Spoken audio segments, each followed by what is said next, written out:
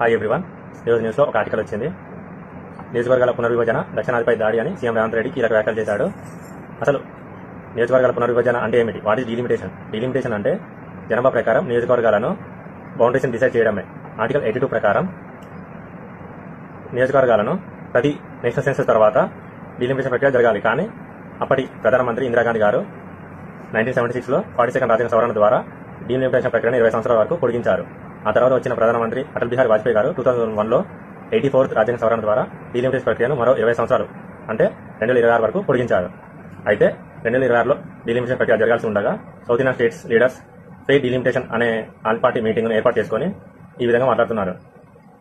Population పాలసీని మేము కరెక్ట్గా ఇంప్లిమెంట్ చేశాము, అందువల్ల పాపులేషన్ ని కంట్రోల్ చేయగలిగాము. కానీ నార్త్లో పాపులేషన్ కంట్రోల్ చేయలేకపోయారు. అయితే ఈ డీలిమిటేషన్ ప్రకారం నార్త్లో పార్లమెంట్లో సీట్లు పెరిగే అవకాశం ఉంది, కానీ సౌత్లో పార్లమెంట్ సీట్లు తగ్గే అవకాశం ఉంది. సో మేము పాపులేషన్ కంట్రోల్ చేసినందుకు మాకు వచ్చే ప్రతిఫలం ఇదా అని యూనియన్ గవర్నమెంట్ని ప్రశ్నిస్తున్నారు.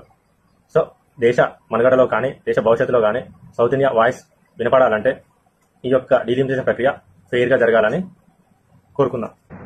అయితే యూనియన్ లీడర్స్ ఏమంటున్నారంటే, మేము ఇంకా డీలిమిటేషన్ అనే మాటే తీసుకురాలే కదా, మీరు ఎందుకు తొందరపడుతున్నారు అని అంటున్నారు. కానీ డీలిమిటేషన్ పాలసీని ఒకసారి యాక్సెప్ట్ చేసినాక దానిపై సుప్రీంకోర్టు కూడా ప్రశ్నించడానికి వీలు లేదు. అందువల్ల సౌత్ ఇండియన్ లీడర్స్ డీలిమిటేషన్ ప్రక్రియ మీద తొందరపడుతున్నారు.